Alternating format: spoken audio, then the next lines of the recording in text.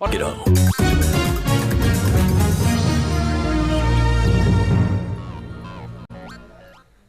में अब बात काम की। बारिश का मौसम जारी है। इन दिनों अस्थमा के मरीजों की परेशानी आम दिनों के मुकाबले बढ़ जाती है।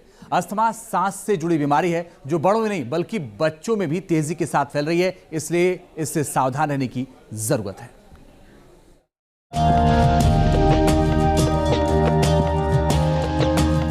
मॉनसून के सीजन में बारिश की आमद रफ्तार जारी है। बादलों की परेड कुछ ऐसी हो रही है जिसने सूरज की रोशनी को कम कर दिया है।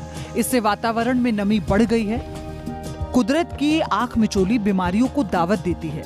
नमी, फंगस और बैक्टीरिया को बढ़ावा देती है। इससे अस्थमा और सांस से जुड़ी बीमारियां बढ़ने लगती हैं। इस मौसम में बच्चों को अस्थमा की शिकायत होने और अस्थमा के मर्ज के मामले बढ़ जाते हैं।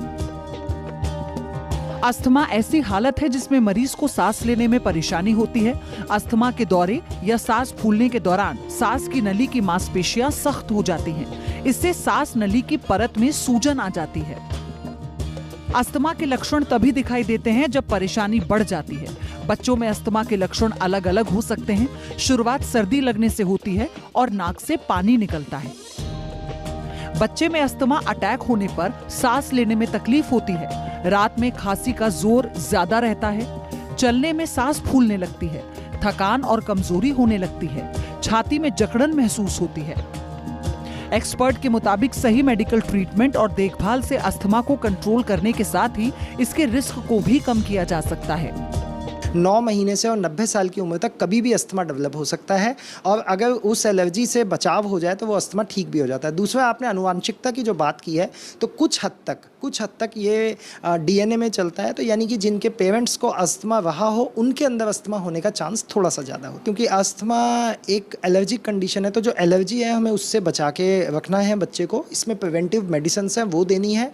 और बहुत बड़े बड़े लोगों जो एजमेटिक हैं तो वो अपना कोई रूटीन काम रोकते नहीं है। तो इसलिए मुझे लगता है कि अगर प्रिकॉशंस रखी जाए, बच्चा इनहेलर वगैरह ठीक से रहे, तो स्कूल भेजने में किसी प्रकार की कोई आपत्ति नहीं है। तो साफ है कि बारिश के इस मौसम में अस्थमा मरीजों को अपनी बीमारी को कंट्रोल रखने की जरूरत है। इसके लिए सबसे जरूरी है कि दवा वक्त पर लें। बच्चों को अस्थमा अटैक होने पर सावधानी बेहद जरूरी है। Team news nation. अरे यार रुकना बस कुछ ही पलों के लिए, लेकिन आगे भी जारी है खबरों का सिलसिला। आप देखते रहिए न्यूज़ नेशन।